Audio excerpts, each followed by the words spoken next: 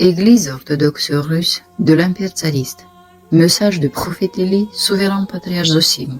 Le mystère du sermon de 1613. Troisième partie. Deux voix. Seigneur, bénisse. Résumons, mes amis, concernant le sermon de 1613. Je tiens à rappeler à tous que notre Dieu, lorsqu'il a permis à Israël d'aller en captivité, a toujours laissé une promesse à ses enfants. La promesse que cette captivité prendrait fin et que le Seigneur libérerait son peuple de joug. Ce fut également le cas lors de la captivité babylonienne.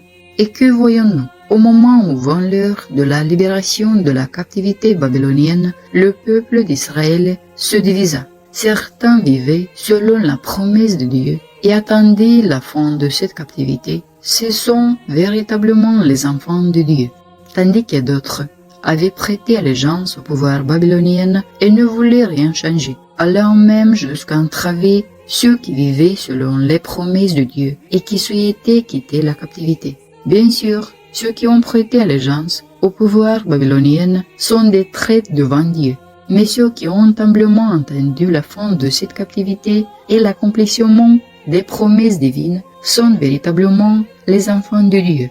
Laissez-moi vous expliquer, mes amis, que notre Dieu teste les gens de cette manière. Comprenez-vous? Ainsi nous l'avons découvert. Pendant le jour, certains étaient fidèles à la puissance temporaire qui captivait le peuple de Dieu, tandis que d'autres étaient fidèles aux promesses prophétiques de Dieu concernant le salut et se débarrasser du joug.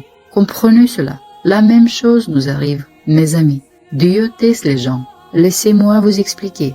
Passons en revue les événements historiques qui se sont déroulés sur le territoire russe. Après de forts bouleversements en Russie pendant la tourmente, un Zemsky Sobor s'est réuni, où au nom de la terre russe étaient présents des gens ordinaires, des nobles et des membres du clergé, qui ont prêté serment d'allégeance à Dieu par l'intermédiaire des rois de la famille Romanov, ceux qui seraient ensuite choisis par Dieu, même jusqu'à la seconde venue du Christ-Dieu. Bientôt le Seigneur envoie des saints qui prophétisent que la terre russe sera captivée pendant un siècle entier par les Judéens, les meurtrières du Christ. Cette prophétie s'est réalisée précisément lorsque toute la famille tsariste a été tuée en 1918. La terre russe a été attaquée par un dragon rouge, dont Saint Jean le théologien a parlé dans l'Apocalypse du Nouveau Testament. Cette puissance rouge a tué de nombreux membres du clergé et détruit nos églises, profané les sanctuaires orthodoxes. Le saint patriarche Tikhon a réussi à maudire ce pouvoir impie, et tous les nouveaux martyrs ont unanimement confirmé que le dragon rouge de l'Apocalypse est précisément ce pouvoir judaïque. Plus loin dans l'Apocalypse, il est dit que c'est ce pouvoir du dragon rouge qui transfère ses pouvoirs à la bête, l'Antéchrist. Il s'agit de la Fédération de Russie venue d'Amérique avec de nombreux Judéens. Ici, pour la première fois dans l'histoire, officiellement a légitimé le Talmud judaïque démoniaque dans les lois de la Fédération de Russie. Même le régime russe ne l'a pas fait. À partir de cette époque, 1917, la nuit et l'obscurité tomberaient sur la terre russe. Cette information est connue de tous ceux qui aiment Dieu, même un peu, et honore le tsar Nicolas II, glorifié parmi les saints de la terre russe. La question est donc la suivante.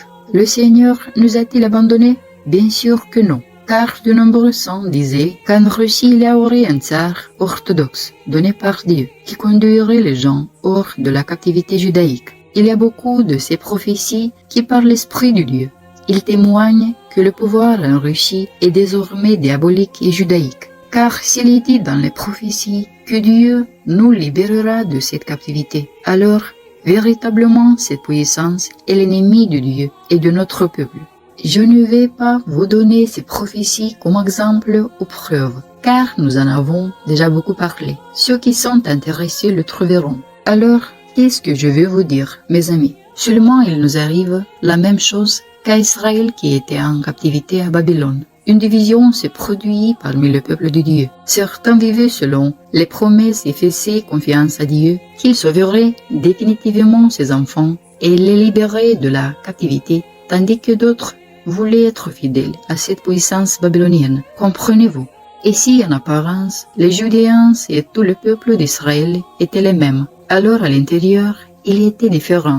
Alors, lequel d'entre eux était fidèle à Dieu? Bien sûr, ceux qui ont fait confiance aux promesses de Dieu. Par des choses similaires, Dieu teste maintenant des gens qui se disent tous croyants. Mais les enfants de Dieu sont seulement ceux qui sont fidèles aux promesses et comprennent que cette puissance a été permise pour nos péchés et qu'elle nous est étrangère. Ce sont les ennemis de Dieu vivant. Ce sont les assassins des nouveaux martyrs de Russie. Ce sont les destructeurs des sanctuaires, les persécuteurs de la foi orthodoxe. Ce sont des Judéens rusés, meurtrières du Christ. Il est donc facile pour nous simples croyants de comprendre qui appartient à Dieu et qui est un traître. Car si les gens sont fidèles aux promesses de notre Dieu et entendent d'être libérés de la captivité, ils sont dans la providence du Créateur. Et ceux qui embrassent ce pouvoir sont des traîtres. Et quels que soient les vêtements qu'ils portent, ce sont toujours des traîtres. Voici une explication courte et simple. Même la constitution de la Fédération de Russie déclare qu'ils sont les successeurs du gouvernement russe athée.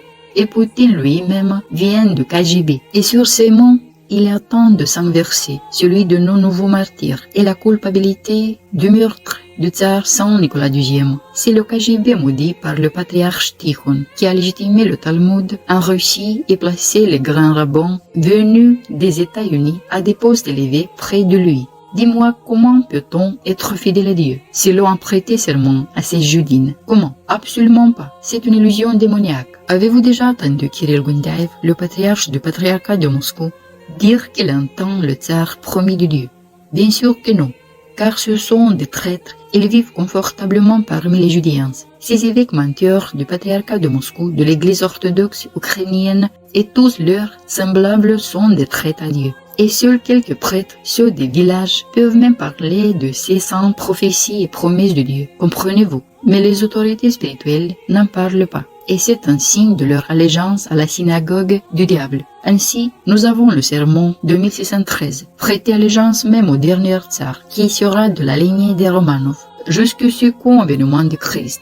Nous avons les prophéties des saints annonçant que Dieu restaurera le tsar, même si ce ne sera que pour un temps limité. Nous avons une prophétie selon laquelle Dieu nous libérera du joug judine. Nous avons également des prophéties bibliques concernant l'eau préservée, que l'on trouve dans les livres des prophètes Esdra, Daniel, Malachie et dans le livre de l'Apocalypse lui-même. Tout cela parle d'un seul homme, il est le prophète, qui sera le précurseur du glorieux second avènement du Christ. C'est à lui que le serment d'allégeance a été prêté en 1613 par le Zemski Sobor, et il a été scellé par le signe de croix à 2 doigts. Pour restaurer ce serment, nous devons d'abord répondre à ces questions. Êtes-vous fidèle à la promesse de Dieu ou aux autorités judaïques? Lorsque vous prendrez conscience de cela, votre repentir sera sincère. Je vous ai maintenant démontré que le peuple est divisé, car il comprend que nous sommes face à un choix. Soit rester fidèle au serment du Zemski Sobor de 1613, aux promesses de notre Dieu, aux prophéties du dernier tsar, soit rester fidèle aux autorités judaïques blasphématoires. Il n'y a pas d'autre choix, mes amis. Saint Séraphim de Sarov en parle également. Le peuple de Russie sera divisé, certains soutenant le tsar, d'autres se ralliant du côté des rebelles judéens. Ceux qui soutiennent le tsar sont ceux qui entendent et font confiance aux promesses de Dieu, ceux qui sont fidèles au serment de 1613. Quiconque réfléchit comprendra que Dieu lui-même désire la division du peuple, et nos saints ne font que le confirmer. Par exemple, Saint Hermogène Dolganov qualifiait clairement de diabolique le pouvoir qui accorde la liberté religieuse, et son esprit vient de Satan, car la liberté religieuse est illusoire, donnée uniquement pour légitimer la secte judaïque, pour la mettre au même niveau que l'orthodoxie. Comprenez-vous pourquoi Dieu lui-même désire-t-il que nous soyons divisés, croyants et infidèles? Parce que les prophéties même prononcées par le Saint-Esprit nous annoncent qu'après l'assassinat de Nicolas II, les Judéens nous gouverneront. Et cela se poursuivra jusqu'au dernier tsar promis, auquel toute l'Église russe a prêté allégeance en 1613. Alors 2 voies s'offrent à nous. La fidélité au serment de 1613, la fidélité aux promesses de Dieu qui ne font que confirmer ce serment, non seulement vrai mais aussi prophétique, prononcé en 1613, la fidélité aux prophéties bibliques concernant l'eau préservée, ou la seconde voie, différente, la fidélité aux Judéens, qui nous ont capturés après l'assassinat de la Sainte Famille tsariste. La fidélité aux Judéens est un serment au diable et à l'Antéchrist. Voilà mes amis, deux chemins s'offrent à vous, et ils détermineront votre destin, comprenez-vous. Le choix de ce chemin les unira, et le combat spirituel commencera. Écoutez bien les gens, il est inutile de chercher à prouver qui est schismatique et qui ne l'est pas, qui a la succession et qui ne l'a pas. Toutes ces disputes n'ont mené à rien de bon, et n'emmèneront jamais, si ce n'est à accroître la joie démoniaque de voir les croyants divisés. Comprenez-vous, nous tous qui aimons Dieu devons décider lequel de ces deux chemins nous empruntons, et ce choix déterminera notre vie. Si nous restons fidèles aux promesses de Dieu et au serment de 1613, Dieu lui-même, par ses décisions, guidera notre avenir, nous pardonnera, nous sauvera et nous conduira sur le droit chemin. Inutile de faire le jeu des démons en nous divisant. Et ceux qui aiment Dieu, sans poursuivre d'intérêts personnels, seront élevés par Dieu au plus haut rang. Que Dieu vous bénisse, mes amis. J'appelle tous ceux qui aiment Dieu et qui sont zélés pour la pureté de la foi orthodoxe à s'unir dans le serment de 1613 et les promesses de l'esprit prophétique de Dieu contre l'ennemi, le diable. Prenez soin de vous, mes amis, avec Dieu. Amen. Souverain Zosim.